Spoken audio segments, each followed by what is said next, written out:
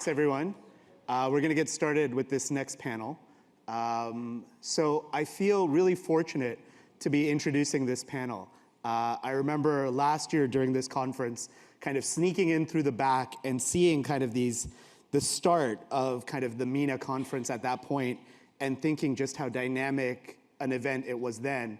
And I think, kind of seeing myself as an entrepreneur, as I like to joke, a recovering entrepreneur, and now a recovering venture capital investor, and now as a fund of funds manager myself, as well as somebody who's teaching at the school. So I'm Farhan Lalji, nice to meet everyone. I'm a teaching fellow here at London Business School, as well as the general partner and founder of LTV Capital. I'm gonna be moderating this session on the MENA VC ecosystem. And if it's anything like the backstage conversation we had, I think everybody's in for a treat. So I'm gonna invite up our guests. First up, Mr. Rabih Khoury, who is one of the OGs of the MENA VC ecosystem. As OG work. Thank you, Rabih. Rabih's a GP and Chief Exit Officer. I think one of the first and maybe the only Chief Exit Officer in the region. It's a very lonely job, unfortunately. Next up, I'd like to invite Nabil Borhanu from Graphene Ventures. Thank you for joining us, Nabil. So Nabil is, Saudi originally, has spent the better part of the last decade in the Bay Area investing in phenomenal companies like Snap and Lyft and others, and now is kind of looking at global investments for the firm. And finally, last but not least, I'd like to welcome Ramzi Farah onto the stage. Ramzi is the co-founder.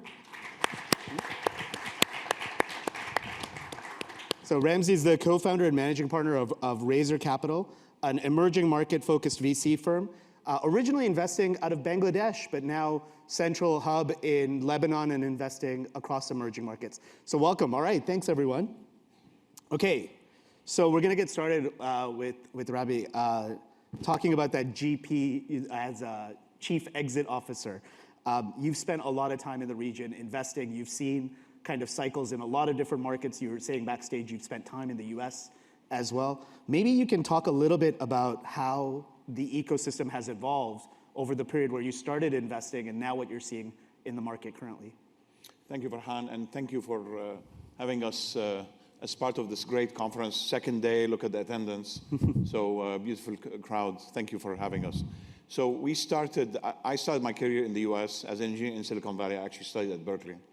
And then after 10 years in engineering, got a bit bored, got my MBA at Columbia, and actually became an M&A banker in the US, covering the TMT sector. I'm a bit old. The T back then was telecom, not technology. Technology was the third letter. In 2005, because of some family commitments, moved back to the region, ended up in Dubai, and ran a big PE fund as part of Dubai Holding. I used to be CEO of emerging market for a company called Dubai International Capital. As part of that, in 2006, we launched something called the Arab Business Angels Network, ABAN. When we translated angel to Arabic initially, back then, they thought we were a religious organization. It didn't translate very well. And ABAN basically became the precursor of MEVP. So we are sort of part of the first formal angel platform fund. And then we launched MEVP in 2009. And we raised the first GP-LP structure in the region in 2010, $10 million, a tiny fund. We, the partners, computed $1 million of that $10 million. And we were told that if your name is not Jack Smith and if your eyes are not blue, you don't know how to do VC. Well, I think we proved everybody wrong. We're here, we've grown. Thank you. We're investing today out of our fourth fund. We've also managed 2 funds in Lebanon. We managed something called the Impact Fund of Lebanon back in 2014, covering what Minister Yassin said very eloquently about investing in the knowledge economy. This was something started in 2014-11. We managed that fund for 7 years. Today, we're investing out of our fourth fund. We've had unicorns. Obviously, we had a lot of failures. But in general, we're one of the leading VC firms in the region, private sector. We're not part of a government. And we manage $350 million. I mean, it's a great kind of trajectory and a great story, right? In terms of coming from, I think you were mentioning your first fund was 10 million. 10 million. And now kind of managing hundreds of millions of AUM. I want to take some of the things you said and maybe kind of shift over to Ramzi a little bit, because you're starting out of Lebanon, but you're investing across the region, or you're seeing entrepreneurs and LPs across the region. Maybe sharing like some of your insights from the last few years of raising capital and investing capital in different markets in MENA and across Asia. What are the consistencies and what are the differences across markets that you're seeing? So thank you very much, first of all, and thank you, LBS, for having me over here. It's a pleasure to be with everyone. I'll give you a quick background on myself, and then we'll lead up to answering those questions. So we started investing in Bangladesh in 2016. At the time, there was 0 investors for that country and 0 investors in the venture capital market for that country. And we built a thesis around a growing consumer population, 170 million people, fastest growing economy in Asia, 7 to 8% GDP growth. But unfortunately, a terrible PR for the country. Having said that, we've built a leading fund over there. And then in 2018, I moved back to Beirut. My last stop was the US. I was doing private equity as well over there. And a perfect crisis hit Lebanon in 2019, 2020, 2021. Popular uprising, revolution, whatever you want to call it. Banking crisis, fuel crisis, medicine crisis, no access to capital. So a perfect storm. Oh, and COVID, right? Same time. So a perfect storm. What we realized is that the entrepreneurship ecosystem was still very, very, very, very healthy. But we could not say the same thing about the venture capital ecosystem. So Rabih said, they started the first fund out of Beirut in 2010. And, a lot of people tend to forget, but the Lebanese ecosystem was the oldest ecosystem in the MENA region, right? Coming out of 2010. And Impact Fund in 2014, $400 million from the Central Bank of Beirut, Central Bank of Lebanon, allocated towards local ecosystem, and then it all evaporated in 2019. The funds either closed shop or moved to Dubai or moved to Abu Dhabi. And so there was a huge discrepancy between the quality of talent and entrepreneurs that were coming out of Lebanon and the amount of funding available for them. Having seen that, that's when we jumped in and did our first investment in Lebanon in 2020. Now, the thesis is not to invest in Lebanon, right? You do not want to be held hostage by the politicians, by the Lebanese economy, by the constant quagmire that happens in our country. But the thesis is investing in the people and in their outward mobility from Beirut to the region, to the world. And how do you jump in, support them early stages, and then help them relocate to Dubai, help them relocate to Saudi Arabia, depending obviously on the product or service that they're building. From a funding perspective, 2020, 2021, there was global challenges around COVID. 2022, the venture capital ecosystem sort of collapsed on a global level. So we are still seeing a lot of funding challenges for the ecosystem, for the Lebanese ecosystem. But having said that, over the last 6 months or so, we're starting to see diaspora getting excited about this sort of vision and supporting youth and entrepreneurs. Gotcha. And Nabil, you've been in the center of probably the most sophisticated, most mature market when it comes to venture capital in the Bay Area, and you've seen, a different kind of class maybe of LPs and GPs kind of coming into that Bay Area kind of ecosystem. I'm wondering if you could share any reflections around what you see there and maybe some of the seeds that maybe are being sown in the rest of the world to try to either emulate, compete, or kind of work alongside the region that you've been in for the last decade. Yeah, first of all, I definitely want to thank LBS and the community here for this invitation. Just addressing this Silicon Valley part, in fact, it was pretty much interesting because the first time I got in touch with Silicon Valley was sometime back in 2006. I reached out to Facebook, trying to get them to launch a mobile service. Back then it was WAP. Right. And I was kind of offended when they told me, your market is too small. And I've only realized how truth that was when I got to San Francisco back in 2013. Now, there is abundance of talent, abundance of capital, there is risk capital, and they look up to the world from a completely different aspect. If you come like out of Middle East, you want to do everything. If you go there, you learn how to focus. And there is a lot of discipline that comes along with that.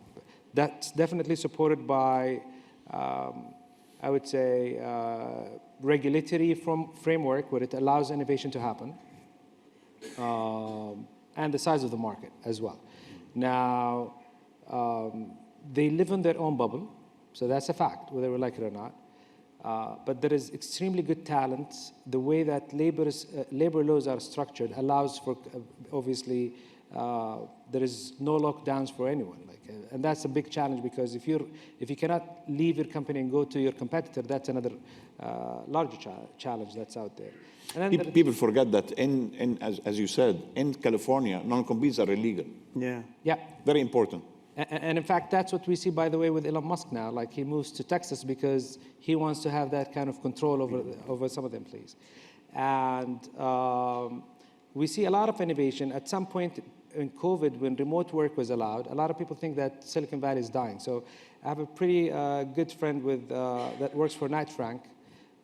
They actually control almost 90% of the commercial properties in Silicon Valley. And it's funny because despite that, we learn real estate in GCC, specifically also in Saudi.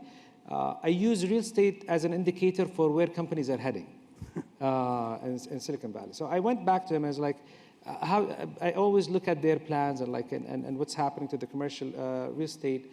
What he was telling me, like, the flow out of the state was barely 10%, but the rest of the flow was actually just out of San Francisco City to the East Bay. So you are still within the Bay Area, more or less. And now we see a huge flow back as a result of Gen AI, because obviously OpenAI and all the other companies are pretty much based in Silicon Valley.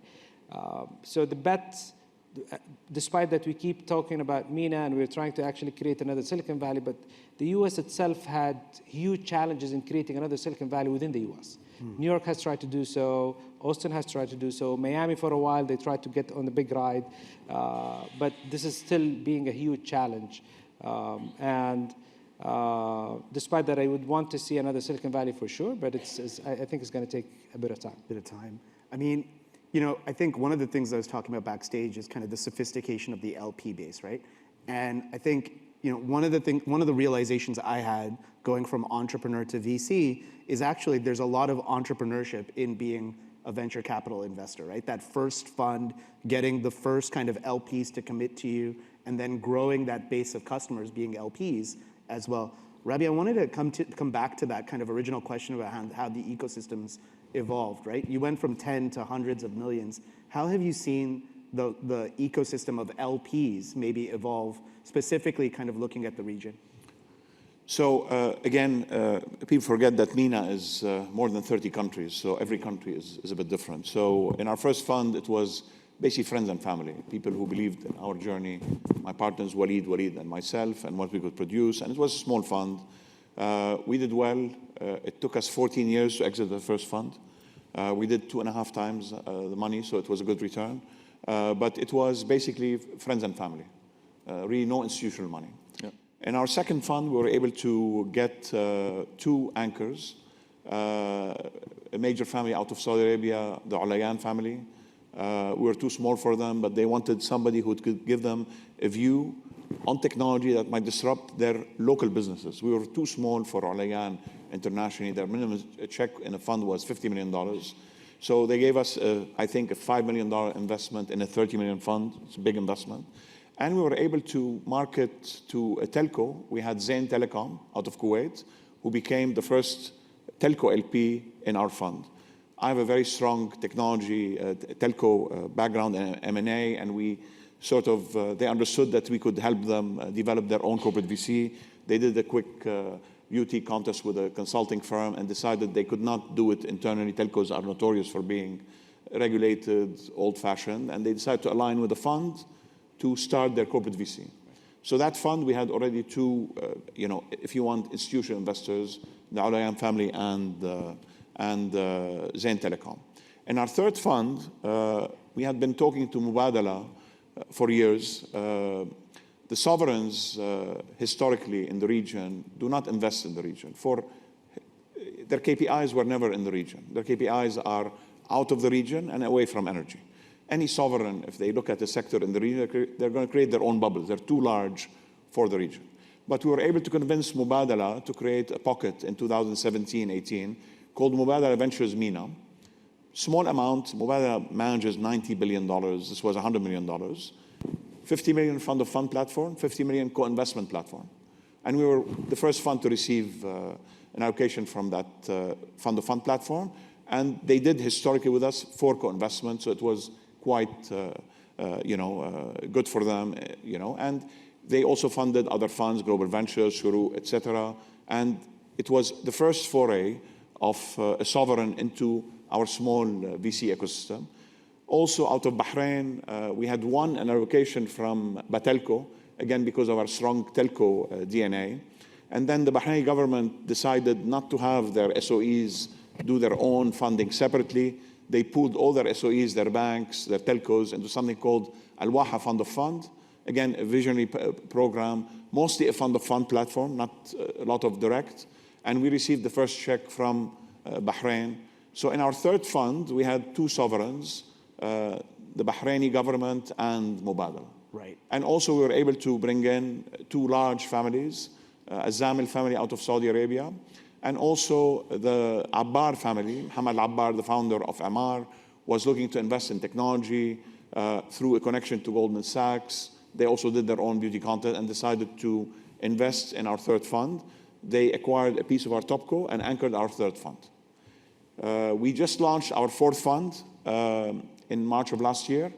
The anchors are 2 Europeans, unfortunately. It'll be nicer if we're the leading VC firm and we can raise money in the region, but it's okay. We're contributing to FDI. The anchor is the European Investment Bank with about $27 million. They did 4 years of diligence on us. This was the most thorough diligence done by any of their funds. And we also have Delivery Hero, a public company out of Germany who owns Talabat, Hunger Station. They also made a major commitment to our fund. We did the first closing at 70 million as part of a $150 million fund. And we're working on doing a final closing, hopefully by end of this year, to reach our target of 150 million. What's the positioning on something like the European Investment Fund? And I'm going to come to Nabil after this, but the positioning around getting external capital, right? Because traditionally, and even up until recently, GPs have been coming to the region to try to extract LP capital, right? Yes. This is kind of the reverse of that. Yes, but so it started because of what they wanted to do for the Levant and Egypt. Right. EIB is not in the business of funding rich countries like the GCC. However, we convinced them that MENA is, in the VC sense, one market. You might invest with a team of a Saudi founder and a Lebanese founder who have their marketing group in Lebanon, their engineering group in Egypt, and addressing the Saudi market. At the end of the day, EIB wants to create jobs in some of the poorer countries in MENA. You can still achieve this. I mean, as you said, we would not invest in a company that's looking at the Lebanese market. Tiny market, illiquid, problem every week. But EIB was convinced that through our platform, they could hit their KPIs in Lebanon, Jordan, Syria, Egypt, but still investing in countries where we would like to put our own money because we also have a big GP commitment to our fund, in countries where you can get large markets like Saudi Arabia, UAE, and Egypt, where there's a stock market, liquidity, etc. Gotcha. Also, it's very important that some of the peripheral markets in MENA have currency issues. Sure. We run a dollar book. We want exposure to countries where currency are pegged to the dollar. In emerging markets, people forget, in private equity, foreign currency risk is about 50% of your risk. So if you invest in a country like Saudi Arabia, where the currency is pegged to the dollar, you've really erased 50% of the risk that you would see in other emerging markets. And you can get solid growth and a reasonably benign tax base. I mean, there are very few emerging markets in the world that offer these kinds of opportunities. Yeah. And Nabil, you've got a slightly different kind of like outlook perspective, or even just operational kind of like experience of investing in companies across the US and Latin America, and then helping those companies kind of look at the MENA region to kind of expand. Can you talk a little bit about like the thesis behind that, or what you're seeing from an operational perspective in the companies you're investing in? Yeah, so I'll probably address a bit of the LP composition base. So when we started, or at least when I started like almost 10 years ago, the idea was that I would still want to invest in the region. In fact, in 2010, I was trying to set up a VC shop, but the regulation was not there in Saudi at the time. And if you go back to family offices and high net worth individuals in the GCC, if you're not a banker, you're not the right guy to invest with. So, and coming back from with a background of being an engineer or basically building companies, that's not the right, it's not the right criteria for them to set up and invest with you. So the goal was, first of all, you would go to one of the best markets. Again, I look at it just like soccer, by the way. It's like, I mean, if you want to be one of the best, you go to the best league. And that was the goal. And we started by doing SPVs because it was much easier to convince LPs to write a check if they like the asset, until you build up and you growth hack your way. Again, it's just like a startup. You growth hack your way to growth, you build a track record, and then you come back to that. And that's how we got into Snap and Lyft, because they're pretty much at an advanced stage, at growth stage, and it was much easier. In fact, one of the funny stories that I always have is when we got into Lyft and we were promoting Lyft to our LP base, everybody was pushing back until December. So we started in October, like for 2 months, and Credit Suisse was actually trying to raise for Middle East, and they had direct mandate from the company. Everybody was pushing back until December when Kingdom Holding decided to throw out like $250 million into the company, and all of a sudden my phone didn't stop ringing. So it was kind of funny. Now, going back, we actually got into our first fund, which was much smaller. It was kind of $4 million, just to get into seed stage. And the point was, at that point, we need to get the trust of the LPs because of the fund manager talent, not because of the asset that they're getting. So, because when you get into blind pool, that's exactly what it's all about. So we got to that point, and then the idea was, now it's not that we want to take capital from GCC back to the US, but we just wanted to build the right track record and the credibility, and then come back again to the region. So now you have access to talent, you have access to innovation, you know how things are done in a proper way, and now we can do it right. And thus, despite that we've been early into the VC industry, but we refrained for a while until we saw more mature regulatory framework. And out of 50 companies that we've invested in the past 10 years, I think we have 2 or 3 purely companies that are actually homegrown GCC companies. And we brought back 3 other companies. And we look forward to keep doing the same, but in the end, for us, we look into more pretty much deep tech, and we want to make sure that we are aligned with all the government vision and incentives that brings more success. And we're trying to align interests as much as we can, but we look at everything that we do just, it's a startup metrics where you want to make sure that your growth is actually hitting the numbers that your investors are looking for. Gotcha. And Ramzi, I mean, like, you've got a slightly different model than the guys. You're kind of a little bit newer in terms of as a brand and kind of building this out. How are you thinking about, like you mentioned, kind of the Lebanese opportunities, but going across the region? How do you think about the different markets from like an investment perspective, and maybe even the quality of the entrepreneurs you're seeing? Good question. I think one of the things that, a thesis that we followed is look for the crisis, right? After 2008, 2009 financial crisis, Greece went through its bankruptcy, and then crazy amount of micro-entrepreneurship came out in the years that followed. Our friends from Algeria, after their 2019 crisis and revolution, they were saying how much entrepreneurship has come out in the last 3 to 4 years. It creates a culture of grit, hardened founders that are able to solve problems, that are able to think bigger picture. And one of the things that we're seeing is enablement platforms, big time on the rise. And I think it's almost like a segue between Web 2 and Web 3, right? So we saw the rise of Web 1, and then in 2008, 2009 financial crisis. Actually, speaking of a crisis, WhatsApp, Airbnb, Uber, Instagram were all started in 2009, 2010, coming out of the last financial crisis.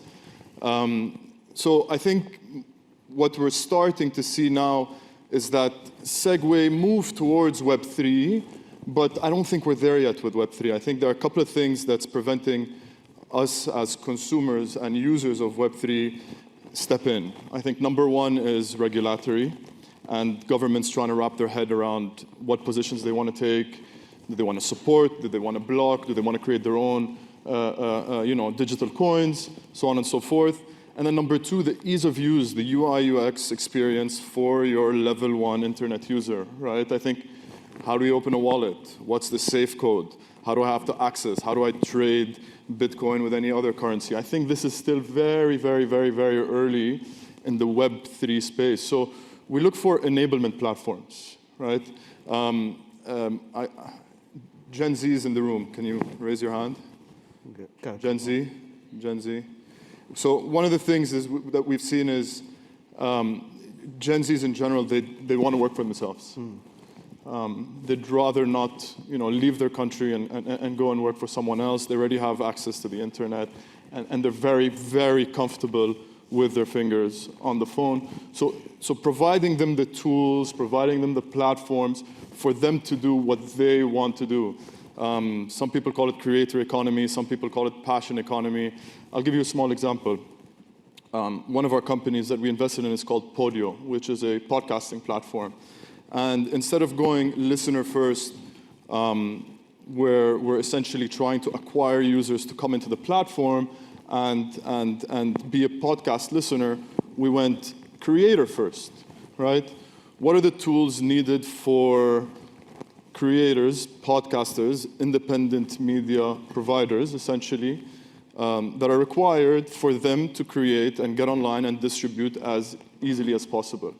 And the adoption was so quick, because, and what's good is that your customer acquisition cost, when you hit a great go-to-market strategy, your customer acquisition cost becomes nothing, tiny, right? And so we're seeing a rise of enablement platforms. Let's call it Web 2.5 as a segue to Web 3, and then that connecting into Web 3. And I generally believe that Arab culture is on the rise. People from our region want to express themselves. They want to show to the world what they're capable of. And that's obviously coming out of Arab Springs from, start in 2011 in Tunisia, all the way through North Africa, then to the Levant, then to Iraq, and then most recently in Lebanon and Algeria, right? And so this sort of expression, it's how do you enable it? And I think AI tools today are not a replacement, but also a further enabler, right? To these people and to young professionals that want to engage in what they want to engage in. Yeah. So that's at the starting point. Rabih, you've got this great title of Chief Exit Officer, right? Which is a great title, but the weight of expectation. I was going to say, it's got like a huge amount of weight around actually, because there is a lot of capital going in on the earlier side to get companies started, but supporting these ventures and supporting probably the underlying managers who are investing in these companies to be able to then go out and raise fund 2, fund 3, and so forth, right?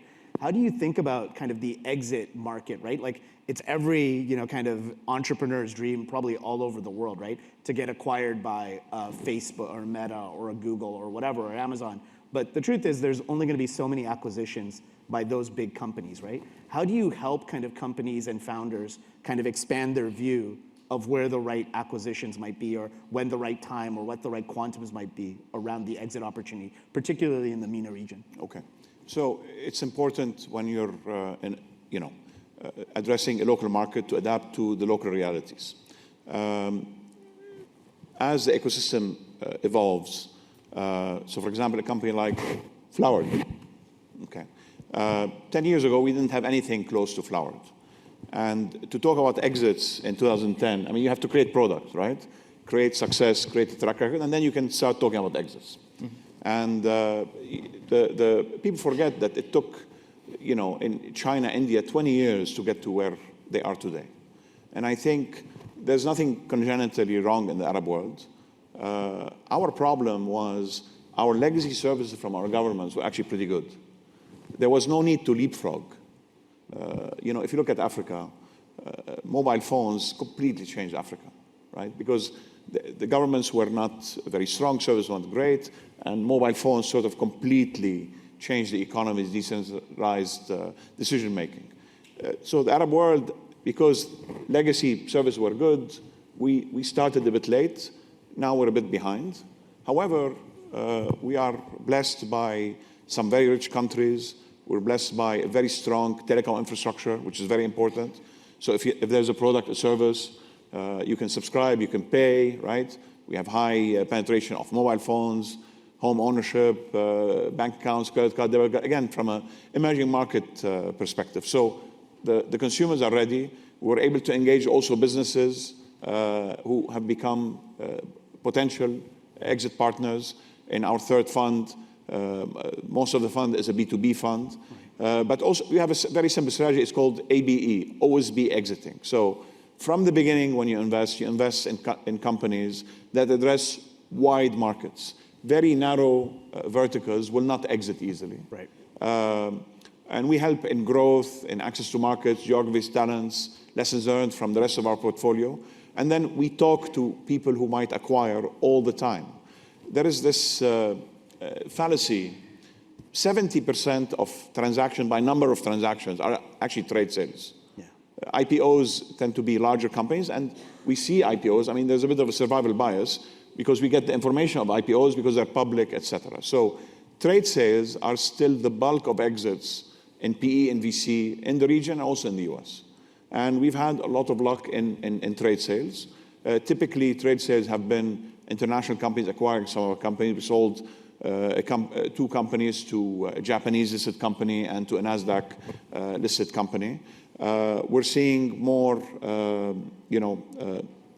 local large companies now looking to acquire some of our companies because they're being disrupted by technology, or they want to leapfrog by acquiring talent.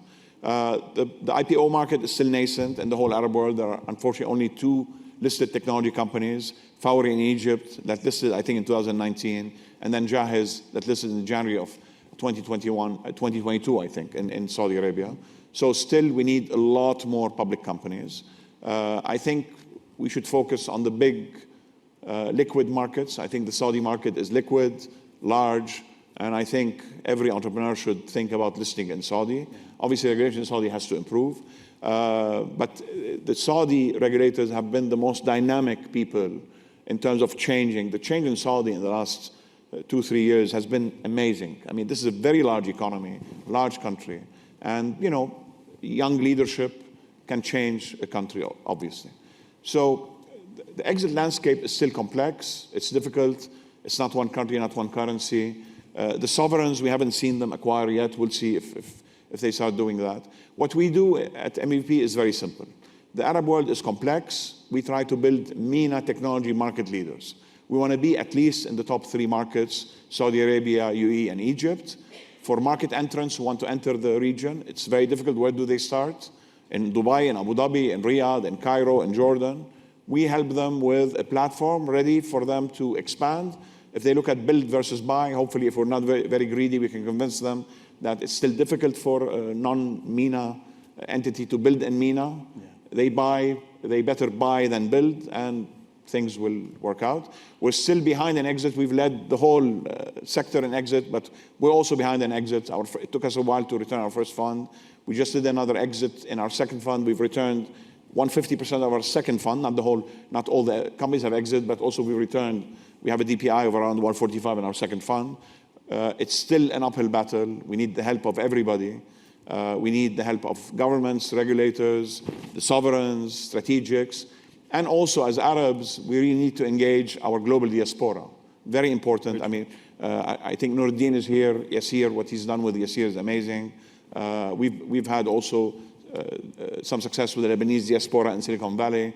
That also can help also in exits and attract even more LPs. We need more LPs, also more professional LPs. Well, one kind of segment you left out from all of that was retail investors, right? And I know, Nabil, you were saying a little bit backstage around kind of the difference with kind of retail investors in different markets. And the fact that we've got only 2 kind of listed entities in the region from a technology perspective, because kind of usually retail investors in a lot of these markets are kind of looking for different kind of metrics, factors, and how they invest in companies traditionally versus kind of getting that mentality to change around where they're deploying their capital as retail investors. Because like we're building bottom up, but sometimes we have to think about top down from the retail investor piece. Nabil, I don't know if you want to talk a little bit around kind of the different markets from a retail perspective and maybe the IPO markets in different markets and what you've seen as kind of the complexity in kind of trying to aim for an IPO in different regions. So to actually, to the only chief exit officer that we have here, definitely looking to the consumer behavior in different exchange markets, it's pretty much important. Now, this is coupled by the, not only by the status of the economy, but it's also by the tax regime. Now, when you're looking into the behavior, if you're picking up basically into any public equity company in Saudi or in GCC, you're basically driven by the fact that these companies will distribute dividends. And that will be one of the main factors for you to pick a company to invest in. Now, we go to the US, it's completely different because of the tax regime, and if a company actually distributes dividends, it's pretty much, it would generate less return for you as an investor, simply because you're probably taxed as 35 or 40%. That's also driven by the fact, like if you looked into Google just last week, it was the first time ever that they distribute dividends with a company that had over $100 billion of reserve. So these are like factors that you need to take into your consideration when you're actually trying to list your company, which means that if it's a company that's not generating profits and trying to list in Saudi, it's going to be looked at it from a different aspect. Yet one of the discussions that we had, that your kids or my kids are going to look for technology companies, once they look into the Saudi stock exchange, they'll probably not recognize a company other than Jazz for now. But to the contrary, we always talk about people don't want to invest in companies that does not generate profit.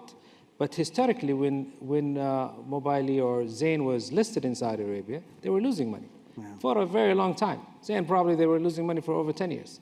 But the fact that the story that was conveyed to public maintained a potential position for this company, and people started believing that there is some kind of potential, and actually the fact that they have a license, so they would probably try to direct you that the value is coming as a result for having the license, which is not true. But again, it worked. So probably having the right story out there, which definitely can drive more capital into the market. And even when you look into the Saudi market, yes, it's liquid, but only if you list to TASI, which is the main market. If you go to the parallel market, it's pretty much illiquid. And it's driven by the fact when you look into Impact 46, when they tried to actually distribute, they actually just distributed the shares directly to their LPs because it was much easier exit way to generate exit for them. So, but the good thing is that we know that this CMA, for instance, are being very progressive. They're kind of paving the way for more technology companies to come in, like probably Flower being one. And I think the growth play is still there. The question is, can you get foreign capital to participate? Foreign capital look for not only having a company, again, dividend is not going to be a big attraction for them, it's the size of the market. And if you want to have the size of the market, then you look into a combination. It's not going to be one geography only. It has to be Saudi, UAE, Kuwait, Egypt, I mean, Egypt for a while was pretty much attractive until this current situation that they got in, because all of a sudden, like, you have to grow 3x the normal growth that you had planned in the very beginning because of the currency, which is not pegged to the dollar, and that devaluation that happened. So that's a factor that you need to take in. But then you need probably to compensate with a different market.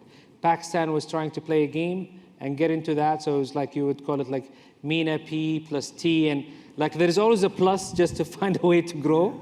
But I think it is, the way I look into the MENA region in general, GCC will always give you a stable base where you can operate from, but the growth will not come from GCC. The growth will always come from somewhere else where you have a larger population, but then you get to this kind of combination that will get the company to survive and grow. Gotcha. Do you want to make a point? Hello? You're good, you're good. Yeah. So I'd just like to add on the matter of exits, and I think I definitely agree with what the gentleman said, but I want to take a different perspective of looking at it from a founder perspective. And I think there's always going to be a discrepancy between when the founder wants to exit, or if the founder even wants to exit, and when funds have to exit, right? Your typical fund manager, 5 to 7 years, they're really pushing for the exit as they approach that 10 years. And a lot of times the founder's like, okay, I'll just continue to burn and burn and burn and raise and burn and raise and burn. And I want to, just keep pushing for another, whatever, 20 years post the necessary exit time frame of the fund. And I was so pleased when the CEO of Flower, I heard him yesterday, he said, it's our fiduciary responsibility to provide liquidity for our early investors, right? And this is something that I think all founders should adopt, right? And especially in a market in the Middle East where late-stage venture and late-stage PE is very weak, I would say. And then also it's, the buyers, which are, in my opinion, the larger family offices out of the Gulf, whether it be in Saudi or the UAE or Qatar or other, they're looking for dividends. It's still the old school mentality of we want a company that's going to be able to pay us dividends. So I think this is something that founders need to keep in mind, is how do you build a company with good unit economics, good growth metrics, hopefully getting to positive cash flow. Because if you're going to be paying 10, 15% dividend yield on an annual basis, it really makes no difference if you're a tech company or a manufacturing company or building whatever it is. It becomes an attractive company if you're paying that 10 to 15% dividend yield. So yes, there's one angle, which is the development of the capital markets in the region, which is very, very, very important. And I think Saudi and Tadawul are leading the way on that. But in the same time, I think there needs to be a little bit of a maturity from founders in terms of recognizing how they need to build and that responsibility towards investors coming in and out of their company. And that's different to like GPs who might be starting off their careers as kind of fund one emerging managers, right? And having this portfolio of companies where the exits, from a time horizons perspective might not line up and everything else on that front. And then we're seeing a lot of LP capital going into new managers in the venture space, but we haven't seen that maturity in terms of late stage private equity on the exit side as well. I mean, what's going to happen to a number of these, early managers who have raised fund one, have deployed into, decent companies, but aren't seeing liquidity, maybe don't have, the greatest MOIC or any DPI or any of those kind of metrics that are so important for venture. I mean, Rabih, how do you see kind of, having seen cycles in lots of markets, what do you think is going to happen with a lot of these managers who have raised capital and deployed capital, but maybe don't have the metrics on returns to raise further funds? Well, similar to the hit rate that we as investors do have in our funds, there's going to be some managers who will fail. I mean, as you mentioned, in 2009 when we launched MEVP, we were a startup. The odds of us succeeding were minimal. So we discussed, our headquarters is in Dubai, and we tend to be close also to what's happening in the UAE. We discussed with the government in the UAE creating a fund that can create liquidity to some of these GPs. We cannot do it. We have some restrictions on doing secondaries. This is, some people forget that, properly governed funds have limitations and things that we can do, we cannot do, and we cannot do secondaries. You have to go through LPAC. It creates a lot of, non-arm's length, dealings, and it's complicated. So this is something where governments have to come in and decide what is good, what's bad, and maybe create some liquidity. We also need, for IPOs also, and this is something we worked with the government of Abu Dhabi. Abu Dhabi, about 2 years ago, launched something called the Abu Dhabi IPO Fund, a 5 billion dirham fund, where the government would come in, do pre-IPO investments, and commit to stay in the investment for 2-3 years, so you don't crowd out liquidity once you list. You always need, cornerstone anchor investors. It's difficult for the VCs to do that because, again, our funds are not, evergreen. At some point, we have to exit, and governments can extend maturities. We help them work through some KPIs that can help some of our technology companies list. Initially, this fund was looking at, in our opinion, companies that were a bit too large for what we could provide from a VC perspective.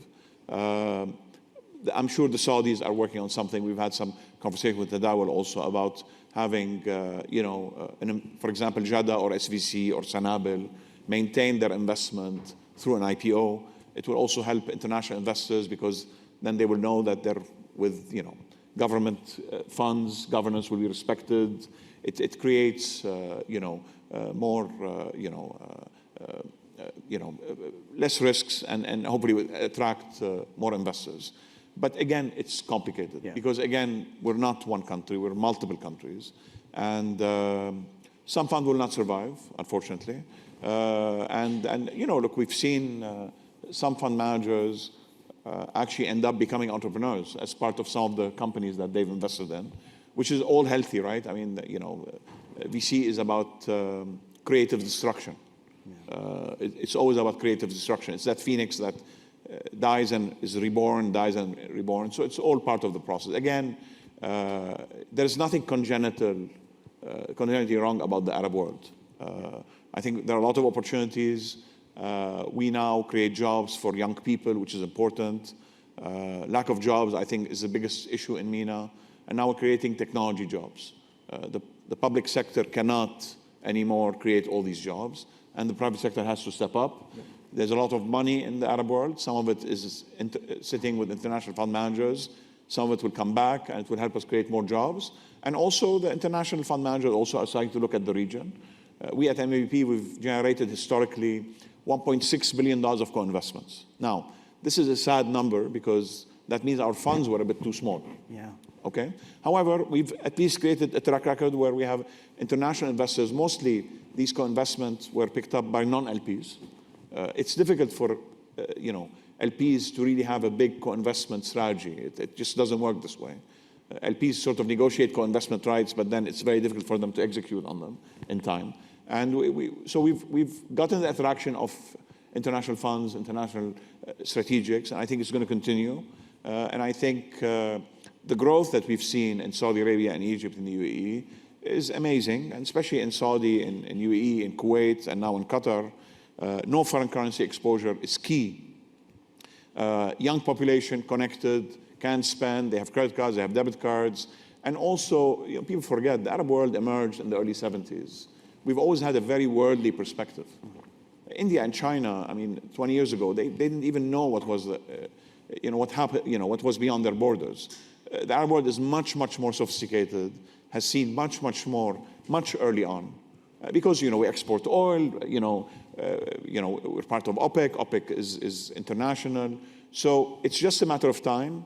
And we want to invest with you, the young generation. We don't see a lot of deep tech. It will come soon. But as you said, Ramzi, we invest in enabling technologies. We invest in companies that use technology to remove pain points in the region. And there's a lot of money to be made on that. You want wealth management advice, and you're a small investor, we'll give you a robo-advisory platform. You want medical advice, especially that's sitting in another country, we can give you connectivity. You want education advice, we can help you with that. You're a small retailer, you want to go online, you want payment solutions, logistic solutions, loyalty management, we give you all these pieces. And there's still a lot of money to be done here before we end up doing a lot of deep tech. Yeah, and I think just on that point, right, like maybe opening it up to Ramzi and Nabil, are you seeing that same thing across the region where there's a lot of enablement, kind of like what I would call kind of picks and shovels around kind of enabling kind of new industries or industries to actually flourish and grow and succeed? You know, we talk a lot about deep tech or space or Web3 or, you know, all of these kind of really, for lack of a better term, sexy industries. But it feels like there's a lot of fundamental business to be built in the region and to back those companies in the region as well. How do you think about kind of like cutting edge deep tech versus, you know, kind of fundamental businesses and what to back in the region and why? I'll maybe go to Nabil first and then to Ramzi. Yeah, we've always been asking ourselves, first of all, like, I mean, having that kind of exposure in San Francisco, and when you're trying to have that local version of the same business, would you want to actually have a 100% copy-paste? And do you actually need that 100% to be deployed? So there's this big question that is always being asked. And when we look into that, I'll just give you a very simple example about deep tech. It's also there is a belief of what the real founder, I mean, what the founder really knows about the business. So we brought up one technical advisor, and we've been trying it was kind of like an assessment that we try to do for the regional businesses. And I got him to meet several founders, some of the large ones in Saudi. So we've had an assessment, and then I got him to meet the CEO, asking him some questions and what he can add from an AI aspect and analytics. He saw a lot of gaps. When he was talking to the founder, I mean, I had actually a first session with him, and he said, like, okay, if we can apply some of these analytics, which he can do, we're not making money out of it, by the way. It was for us, it's just pretty much trying to improve local platforms. And he was like, okay, if we make these kind of changes and probably apply some AI metrics to it, they can improve the company's performance by 15%. So he meets the CEO, it's a delivery company, and he tells him, you know what I want is if someone says pizza, then he will just get an offer that he's getting pizza on his phone.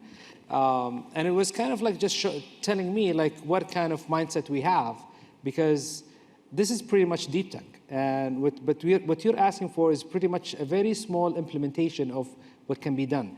And in the end, it's like you only know what you know, and you don't know what you don't know. And as long as these original founders are not very much caring about that kind of data that they can, the data plays that they can have, it's pretty much hard to get into deep tech. Now, on the other side,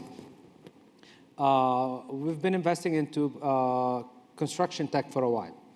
And I think we were pretty much lucky doing that almost 6-7 years ago, ahead of the Giga projects coming out in Saudi. So basically now, I think Saudi, when it comes to prop tech and construction tech specifically, is the largest playground for startups in the world. Yeah. Mm-hmm. And what we've seen, what a lot of the founders don't get it when it comes specifically to this sector.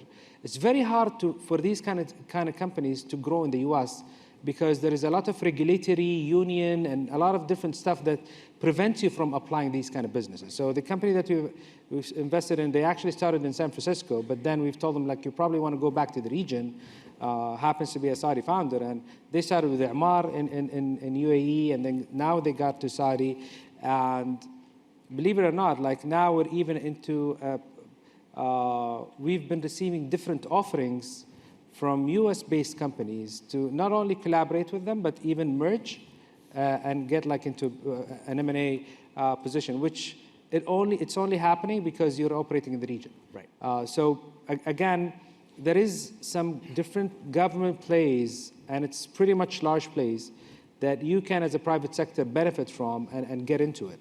And once you apply deep tech, actually, you're just there is a lot of incentive for these companies and these to actually pretty much grow in the region. But you only need to understand and present that and put it in front of these companies, because the regulatory framework plays a huge role when it comes to this. And it's completely to the opposite of what we see in some other sectors where the regulatory framework won't serve you. Ramzi, is that consistent with kind of what you're seeing? Yeah, I think deep tech requires deep R&D cycles, right? That's the framework for it, and framework for deep tech to grow. The reality is technology in the MENA region is relatively new, right? We're starting to see some initiatives, like Abu Dhabi now has a deep research and development initiative where they're investing quite a bit of money into trying to unearth, more advanced technologies. You have some R&D centers out of universities, some of the historic universities. I'll give you a small example. I mean, close to heart, AUB, the American University of Beirut, they have a pretty good history and track record of developing medical equipment. Right. And they're sitting on something like 300-400 patents out of Beirut that have been developed in the university. But they don't have a short investment cycle. There's no 5-year exit from that. It's trial and error and trying to figure out what works. And so you really need to have that patience and long research and development cycle to be able to do deep tech.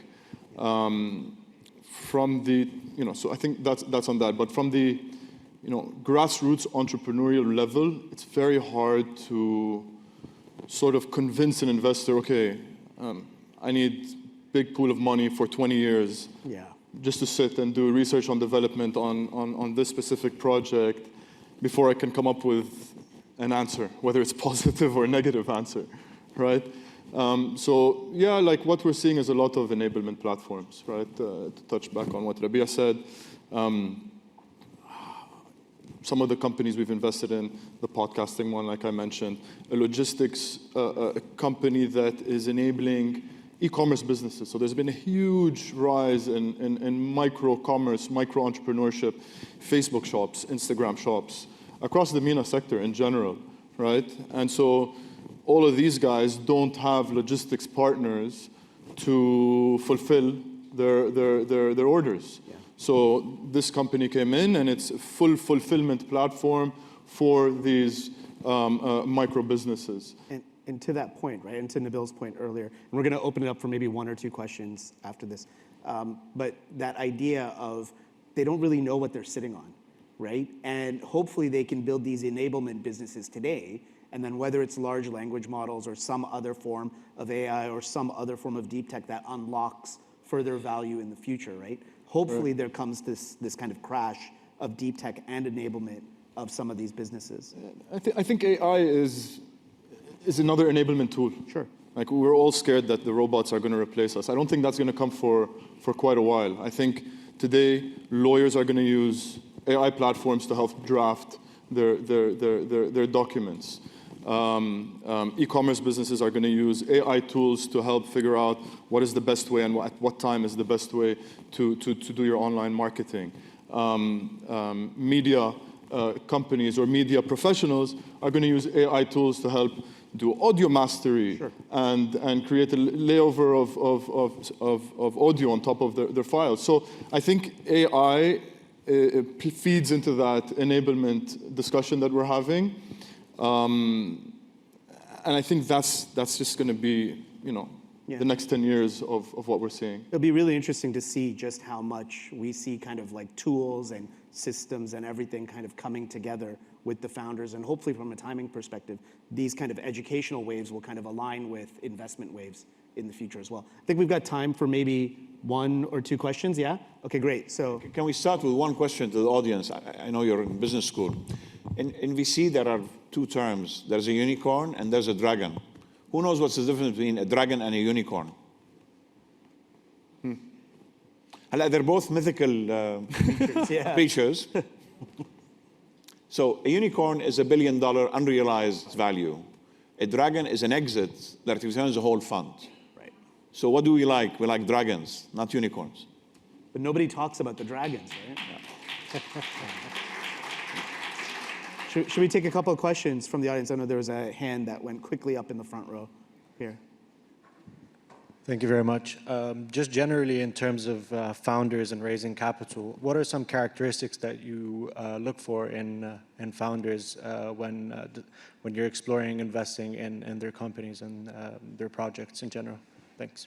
Do you have a typical kind of like founder makeup or a checklist that you're looking for? I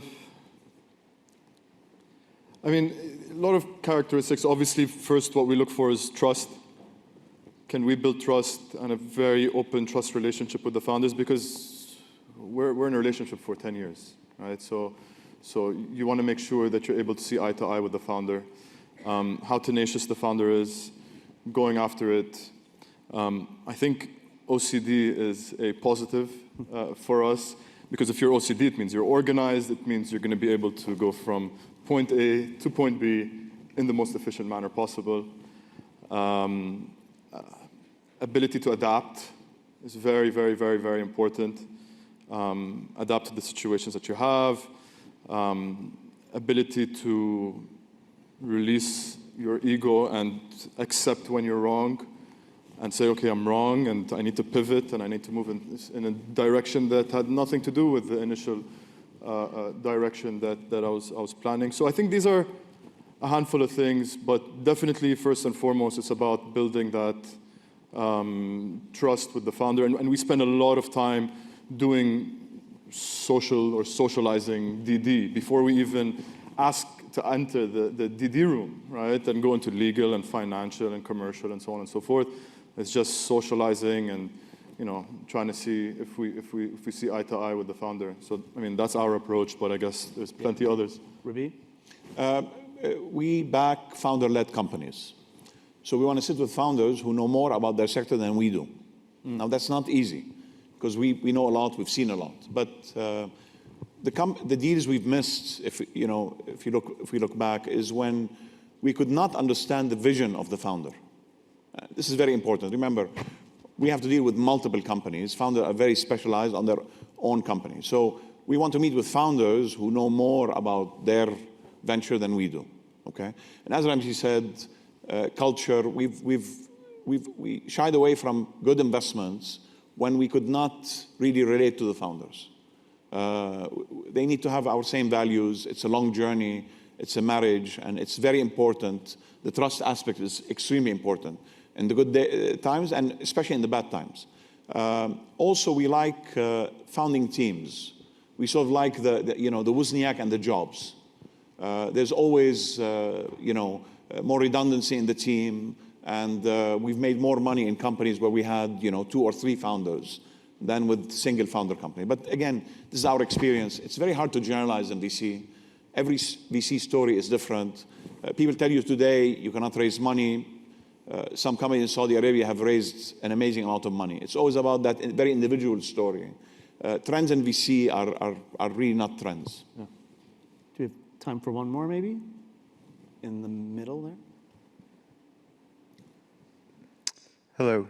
Thank you so much for coming. It's been really enlightening to learn a bit more about the VC space. I'm curious, as you're looking at the wider MENA ecosystem, what are your thoughts about the robustness and the overall interaction with other institutional players? And in particular, what are your views about the lack of private equity companies in the region after certain events?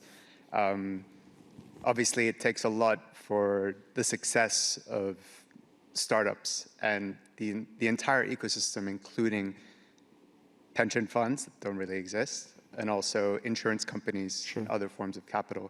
Could you speak a bit about where you're seeing any change from that perspective, or your views on the robustness of the system? Maybe we'll start with Nabil and then and see kind of where we go. But looking outside, almost outside in, around some of these institutions and everything else, how do you feel about the robustness of the ecosystem from a later stage perspective? Well, first of all, I mean, whenever you're looking to create an ecosystem or you want to have these players, you need to have the talent to understand it. Yeah.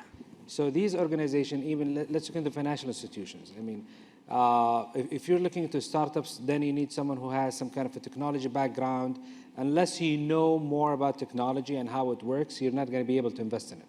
And because in the end, there is, whether we like it or not, higher or lower, but there is a risk element that's associated to it. And to navigate your way around this kind of risk, you need to understand what you're talking about and actually where you're writing a check to. And in the end, you need the Ramzi on the side, like who's writing a check, but then you need Rabih on the other side who basically going to create that exit. Like if you don't have these kind of talents within the organization, it's pretty much tough to get there.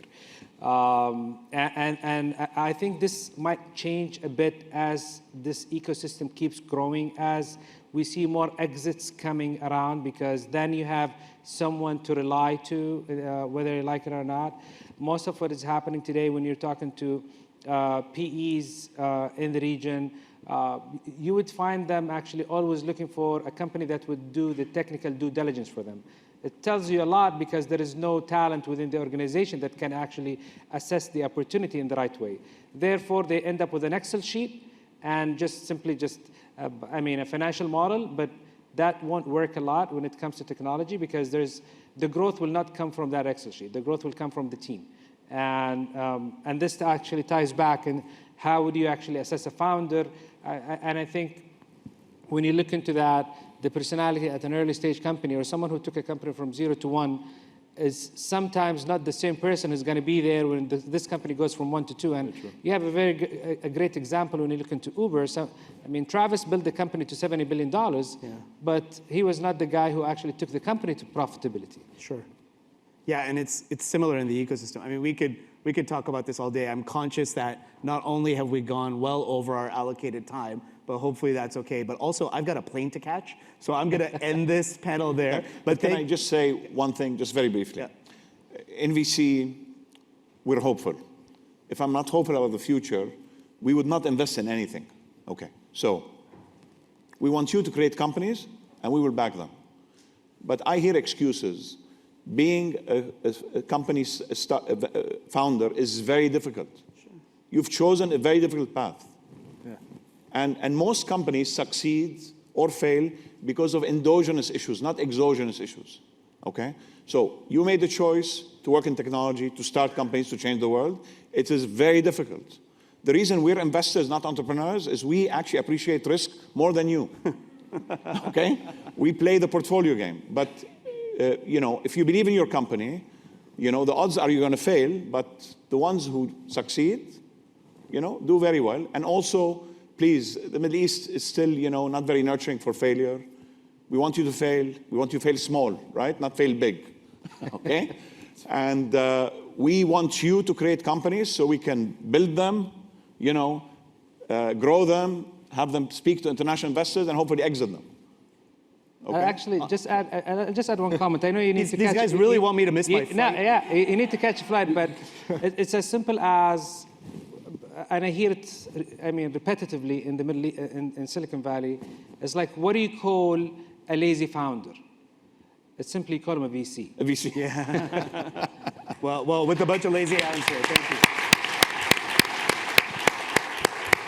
Yeah, and one final thanks to the organizers for putting us up here. I think it's been a great panel, and it's been great to learn from you all.